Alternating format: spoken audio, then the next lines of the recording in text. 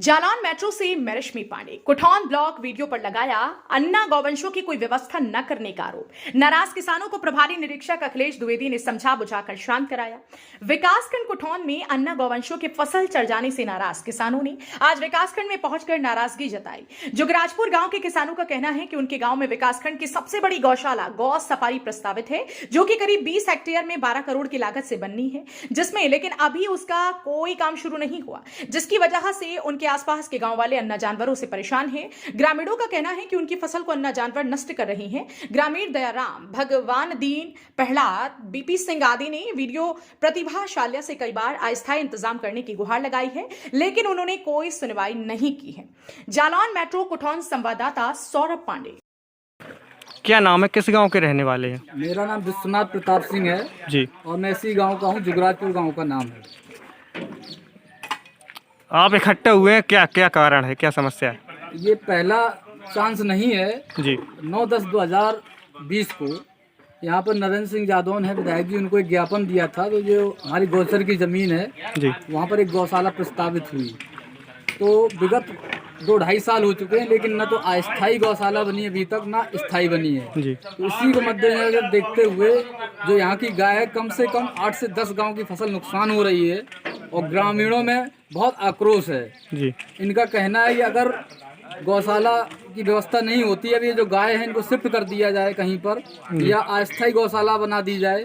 और मुख्य रूप से मांग है कि जो गौशाला प्रस्तावित है उस बजट में क्यों देरी हो रही, जबकि बजट पास हो चुका है। जी। जी। तो जो सबसे प्राथमिकता के तौर पर यहाँ पर काम होना चाहिए, यहाँ पर समस्त ग्रामीणों की मांग है। और अब बात अधिकारियों के बारे में कहना चाहेंगे। जी।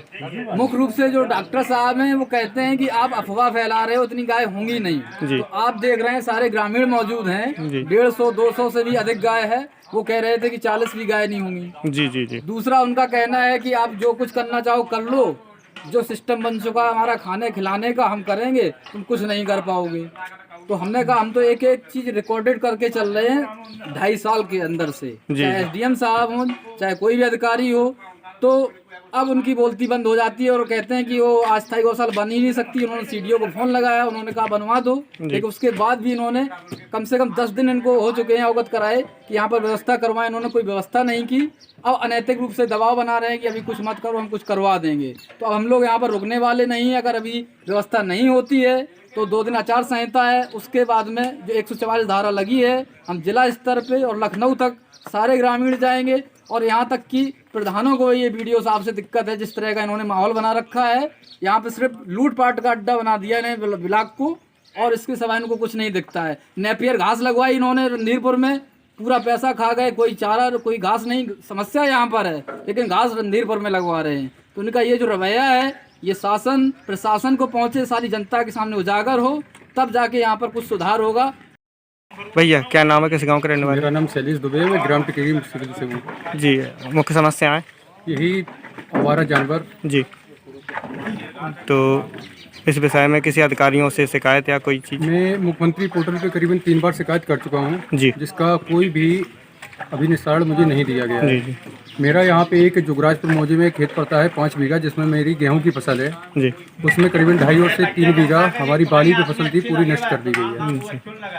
अब हम लोग हिंदू धर्म से हैं तो गौ माता को अपनी गौ माता मानते हैं, गाय को माना जाता है। तो इसलिए हम लोग अपने खेतों में तार भी यूज नहीं कर रहे हैं। जी। जी। क्योंकि ऐसा है, अगर खेतों में गायें घुसेंगी तो कटने फटने का दर्द होता है। इसलिए तो हमने ये जो जुगराजपुर के प्रधान जी हैं, उनसे भी मैंने एक बार फ़ोन पे बात की थी। हम कि प्रधान जी ऐसा करिएगा, थोड़ा अपने गांव की गायों को समाधान करिएगा। तो हमसे ये बोल रहे थे हमारे यहाँ कोई भी गाय अन्ना नहीं है। जी। अब मैंने एसडीएम महोदया को भी फ़ोन किया था, तो उनसे मैंने बाद में पूछा कि मैम इसका कुछ आप करिएगा। तो उन्होंने भी मुझसे यही कहा कि मैं वहाँ जुगराजपुर गाँव में गई हुई थी, तो मुझे ऐसा कोई पता नहीं चला है कि आवारा जानवर हैं। जी। अभी आप वर्तमान समय में हमारे यहाँ आए हैं, आपने खुद देखा होगा कितनी गायें हैं। जी। जी। 150 से 200 गाय के बीच में यहाँ झुंड है, और जिस खेत में वो घुस जाती है रात में, वो पूरा सफाया कर दिया जाता है। हम लोग पूरी रात भर अपनी फसल को रखाते हैं। अब प्रेजेंट स्थिति में ये है, हम लोगों को भी लाही की भी कटाई करनी है। अब हम लोग दिन में अपनी लाही की कटाई कर रहे हैं, रात में अपनी गेहूँ रखा रहे हैं, बेजर रखा रहे हैं। तो इससे तो दिन रात की जगाई जो होगी, हम लोगों को ज़्यादा दिक्कत देगी, स्वास्थ्य में भी दिक्कत देगी। अगर इसका कोई समाधान नहीं होता है तो हम लोग ऊपर कार्रवाई करेंगे। अगर ऊपर भी कोई कार्रवाई नहीं होती है तो जब किसान के पास कुछ बचेगा नहीं, इतनी हम लोग लागत लगाए बैठे हैं, कर्जा लेके बीज और खाद और उसमें बर्दा कर्तक डाले हैं। अगर उसका हम लोगों को कोई रिजल्ट नहीं निकलेगा तो फिर किसान की वही एक लास्ट ऑप्शन होता है, बैंक से कर्जा लेंगे और आत्महत्या कर लेंगे। इतना हम कहना चाहते हैं। जालान मेट्रो न्यूज चैनल को सब्सक्राइब करें और बेल आइकन जरूर दबाएं ताकि जालौन जनपद से जुड़ी खबर आप तक पहुंचे सबसे पहले।